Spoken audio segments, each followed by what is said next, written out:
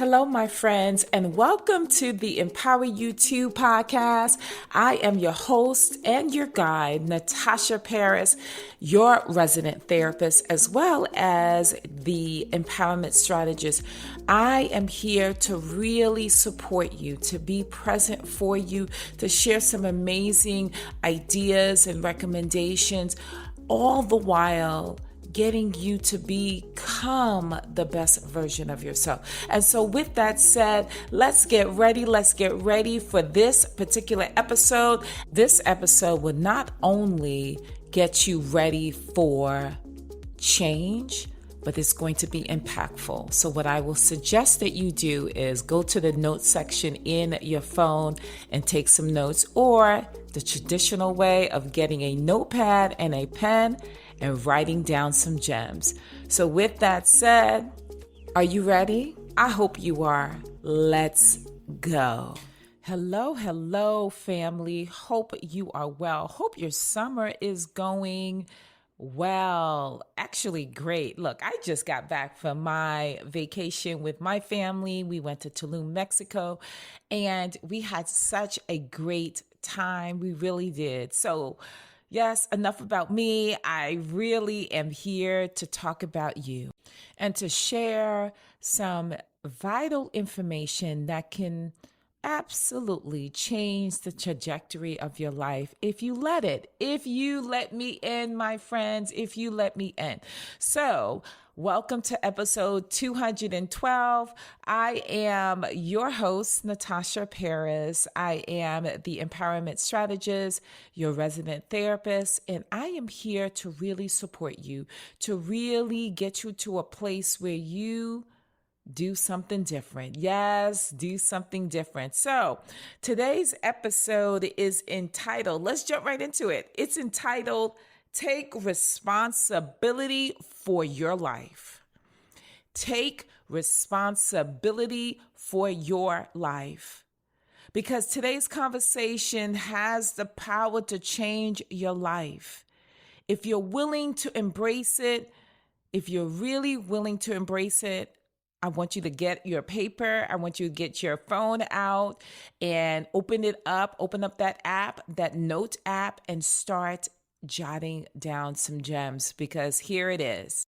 Because today's episode is not about blaming you for everything that has happened to you. No, it's more about recognizing while you cannot control everything that happens to you, my friends, you can control what you do next.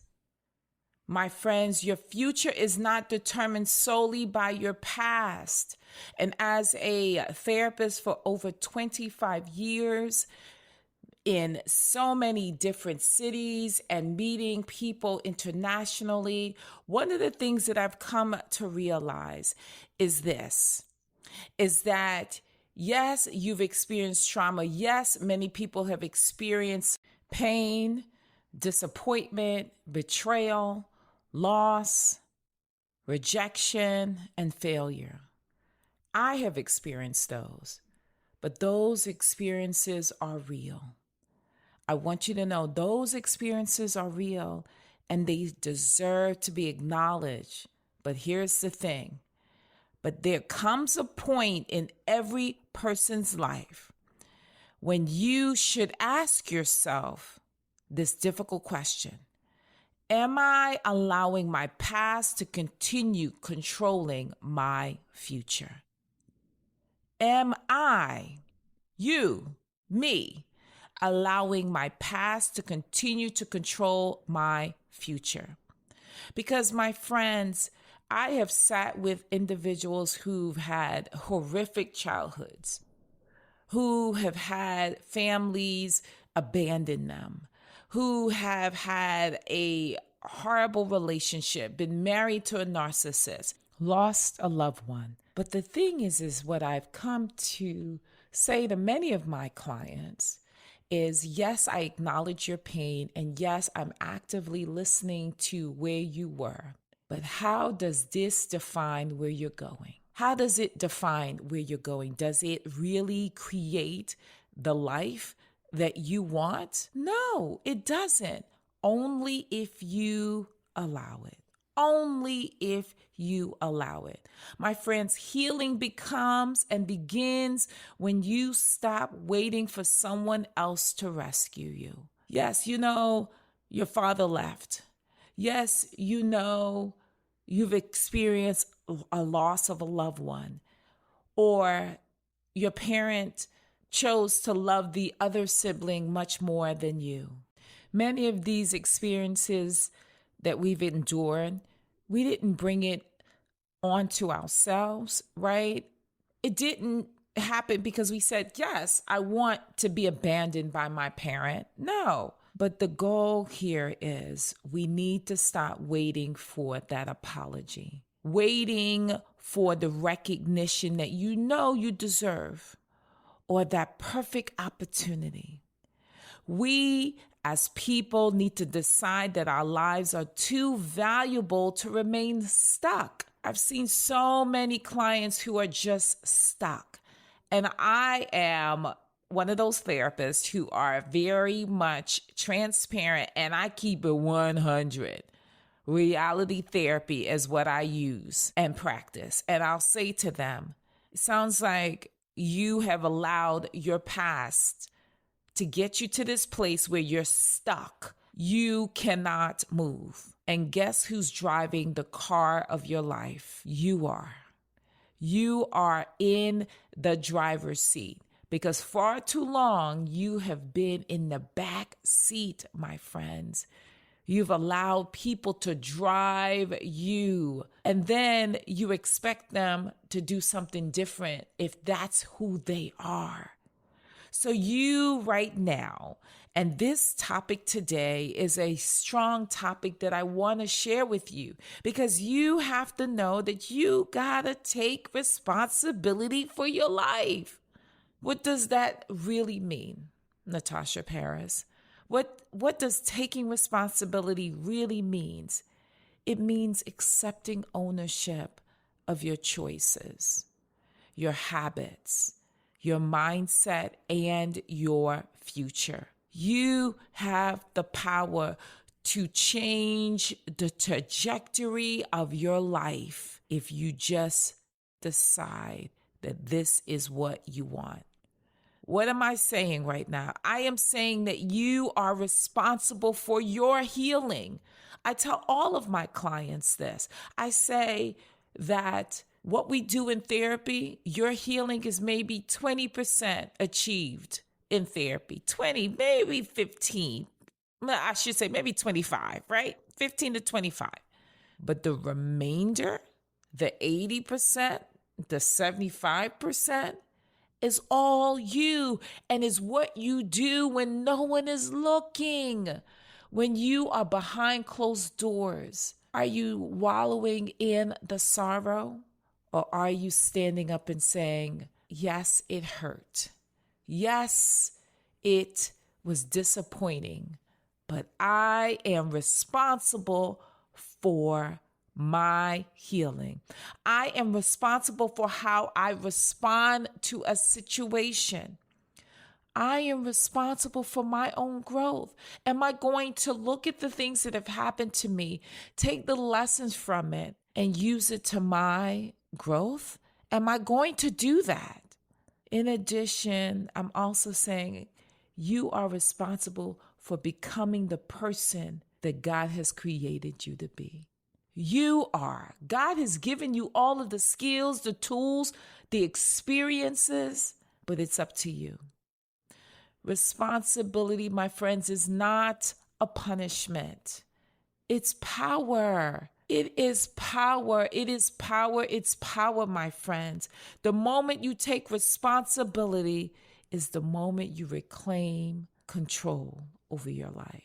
The moment you take accountability for where you are in your life and say, I can no longer blame my parents. I can no longer blame my ex-spouse. I can no longer blame the teacher who treated me differently than all the other kids when I was in second grade. I can no longer blame my boss who didn't like me. I can no longer blame them. So what are the things I want you to do? These are the top 3 things that I would like for you to do, right? In order to take responsibility for your life. And you have to do these things. And it starts with the word stop. Yes, my friends, it starts with the word stop. S-T-O-P. The first thing I want you to stop doing, I want you to stop making excuses. I know excuses are very comfortable because they protect us from what's discomfort, right? It protects us from what is uncomfortable. Like, I don't have enough time to go out and build my own business. Or I'm too old to forgive. I'm too young. So you know what? I'll forgive when I get older, but let me be who I want to be. And that is unforgiving and mean. I don't have enough money, right? You know, it's the rich people that are entitled to being healed. That's such a lie. And I don't have anyone in my family. I don't have any friends. I have no one that supports me. So why should I stop making excuses? Because my friends, those same obstacles, I mean, granted, they're real, but many of those excuses become permanent when we repeat them over and over in our head. They become permanent when we repeat them often enough. Successful people face obstacles too, my friends. The difference between those who are successful and those who are not is that they refuse to let those obstacles become permanent excuses. Yes, they refuse to let those obstacles become excuses. So the first rule of thumb is stop making excuses. You got that? I hope you got it. I hope you're writing it down on your pad, on your phone, in your journal. Stop making excuses. The second is stop making your habits create your future. Come on now. Stop making your habits create your future. Your future, my friends, is not built on what you did one time. It's built on what you do consistently. Every day you are becoming a new person. Ask yourself, my friends, what habits have I been creating? Have I been creating the wallow in sorrow habit? Have I been do I continue to have that self-talk that beats me down? What thoughts am I feeding myself? And what relationships are you investing in? Are you investing in those relationships that harm you? Are you investing in those relationships that do not honor you? And of course, what goals are you avoiding because they seem difficult? Or you're afraid to be successful. You're afraid to be emotionally healthy. You are afraid to become better than where you have come from. Because, my friends, daily decisions create extraordinary lives is what you do on a daily basis. Saying to yourself, I refuse to continue to believe that I am less than. Saying it to yourself. Okay? You got that? Stop making your habits create your future. Third, stop blaming everyone else. Okay, let me drop the mic. Let me drop the mic on that one. Stop blaming your parents. Stop blaming your dad who left you. Stop blaming your mom who doesn't love you as much as you think she should. Well, I mean, of course, you should be given unconditional and abundant love. But if it's not happening, I need you to stop blaming them for not giving it to you, right? Stop blaming your childhood. You didn't have what you needed. You weren't loved like you should have. You were bullied. You weren't liked. You didn't have enough money. Stop blaming everyone else. Because, my friends, while these things absolutely influence us, absolutely, and I'm not going to take it away, it influences you, it makes you who you are. but they do not have the power to define you forever. I'm going to say that again. They do not have the power to define you forever. I had a client, she was born to a white mom and a Black father. Her white mom had chosen to disown her. She didn't even tell her family that she had a child because she was embarrassed that her child was Black. I know, it's sad. She abandoned her and left her with a grandparent, and it was her father's grandparent who was Black. Her father also didn't really care for her because he was busy being a Rolling Stone, doing what he wanted to do. And so she was yet to be cared, or I should say cared by her grandparent, who really didn't do a good job. And for a long time, she blamed her mom. For a long time, she blamed her mom for her failed relationships. She blamed her mom for abandoning her. She blamed her mom for everything that has happened in her life when she was a child. Granted, it influenced and impacted her. But she had made a decision when she came into my office that she was not going to allow that to define her. And she said to me, I just need to know how to do it. And I said to her that freedom has already started. It begins when you stop asking whose fault it is, right? When you stop asking whose fault it is and start asking, what can I do today? And that's what she did. She said, what can I do? I don't know what to do, but I know there's something I can do. I can move away from this because I am stuck. It's important to own your growth. Growth requires you to be honest with yourself. Growth may be something you need, right? And sometimes it comes through counseling. Maybe you need to apologize, my friends. Apologize to yourself for allowing your past to dictate your future and to cause you to be stuck. Apologize to you. What you might need to do also is to forgive someone. Because guess what? Forgiveness is not about them. It's about you, because that is very, very heavy.